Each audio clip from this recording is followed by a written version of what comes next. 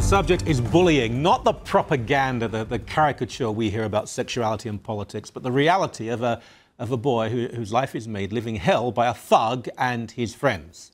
You may have read about this in the Toronto Sun, and David Menzies has covered it, and we will not let this one go. We want results about this. Kirk and Fraser Sutherland join me. Welcome, gentlemen. How are you doing? Good morning, Michael. How are you doing? Let's begin with the better-looking one. How old are you? I'm 15. You're 15. Yes. I won't ask your age, but son and father. Now, I wish you had more time to go through this because the story is extraordinary, but you seem a very normal guy.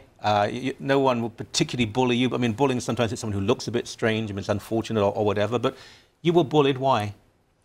Well, I was smaller than the bully, and I used to be a bit overweight, right. So they used to pick on me for that. Just things that seem different to other people. Maybe the reason isn't even relevant, actually. It's the fact that it happened. Now, when we say bully, it wasn't the occasional nasty comment. You were physically attacked. Yes, 3 times. What did they do? They pushed me, punched me, kicked me, yeah, beat me. How bad? I suffered 3 concussions. Were you in hospital? Yes. I mean, concussions can have long-term consequences. What happens now? Are you allowed to play contact sports? What would happen if someone attacked you again? It might be the last time. That it could be life-threatening, you know. So you had 3 concussions. You're sent to hospital. You're kicked and punched and beaten. What's got your dad? I assume then the people who did this were arrested, charged, expelled. What happened? Yes. There was a situation on the 4th of January in Unionville, Ontario, where there was a number of witnesses and 3 individuals were there at the arena. They jumped my son and repeated punching. One got him in the back of the head, so he didn't even know it was coming. And evidently the police showed up and the paramedics showed up and the EMS and everything else. He was rushed to the hospital and they were charged, and they were, I believe, it was a 24-hour incarceration and there were 3 and whatnot. of them? 2 of them really did the deed. And how old were they? One's 15, one's 16. And he's how old now? 15. Okay. And 15 then when it happened? Yes. Yep. Okay. Kid's much, much larger than him. How big? Well, one kid literally weighs, he's huge. He's massive. I heard 200 pounds, is that right? Well, one's probably, he's obese. He's about 400 pounds. 400 pounds? He should be in a circus. How large would he be, Fraser? 300 pounds? 400, 350. He's massive. Look, I'm 230. He's massive. He's massive. He's 400 pounds. No, he's a large kid, okay? I mean, he's fat? He's massive, 300 pounds. Right. I don't know. Well, you know, with any luck, he'll have heart disease. He's not coming back, that kid. Okay. The kid that's very large. He's been fed to the poor in Africa, has he? Okay. I won't comment on that. I can make the jokes. So he's not in the school. These were all people you went to school with? Yes. Okay. But the oppressor, the individual who's been beating him all along, he's got to be about 200 pounds. He's buff. He's a weightlifter. He's in great shape. The other kid's not in great shape. He's just massive. So the guy who attacked him, what happened? Has he been expelled? Has he been chastised at school? I mean, you can't. I've realised at a certain age you apparently are allowed to beat people up and get away with it in this country. But what did the police do to this kid? Well, the police, they incarcerated him for 24 hours. Charges were laid. There's 4 charges each. One was uttering threats. My life was threatened. One of the kids said that he was going to slip my neck with a skate and pretty much do the same to Fraser. A very Canadian way to kill. Yes, and nonetheless, the actual physical situation with Fraser was also caught within the charge too as well. Okay. But of course, what happens is they're 15, they're 16 when they go before a judge. They wash their hands. I mean, the cops seem to have done the right thing. The cops, their hands are tied most of the time, so you have no complaints here. But at the school, was this kid expelled? Yes, he was. Right. He was no longer allowed to come to Brother Andre. He was no longer to be anywhere near Brother Andre. So what's the complaint now? What's the problem? If he's been expelled, what's the problem here? Well, the problem is they sent him to another school on the board. Yeah. And they've said that the individual is rehabilitated. He feels horrible remorse for what he did. I bet he does.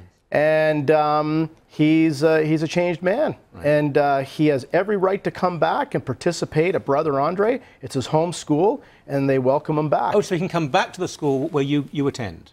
Yes. Because he's been rehabilitated. Right. Well, we all believe in forgiveness. Is he really a changed character? No, he's not. He's not a changed Proof? character. The proof is, well, there was a Facebook page put up by a lady that I don't even know, Yeah. very nice lady, in support of Fraser. And it was a support page. Well, lo and behold, who joins the support page? The oppressor.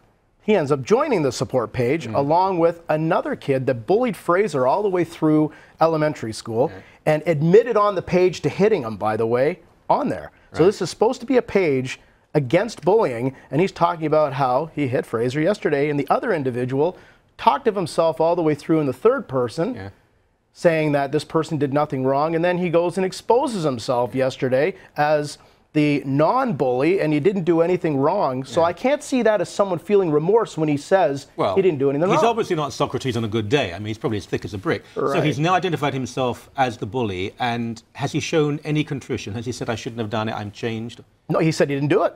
Or he's denied it? 100% denial. Even though he was charged? Exactly. And even though he was expelled for it. So that indicates no contrition at all. In fact, he's lying. He did not do anything, and he says it repeatedly, over and over and over again. Right. And it's a lot of self-pity and everything else, but beyond that, he is, I mean, it's right there for everybody to read. Your son, a basic right to be safe at school, you're going to go back to the school in, what is it, September? September, yeah. This kid will be there? Well, that's what we're trying very hard to change. All we want to do, Michael, all we want to do is to see that this boy is moved to another school. There's all kinds of other schools. What they decided to do was they said, you know, he's coming back, and Sutherland's, if you don't like it, Fraser, you can go to another school. So they want you to go to another school if you don't like the fact that a 200-pound bully, who could even be a psychopath for all I know, does he bully other kids as well? Yeah. He bullies anybody. Right.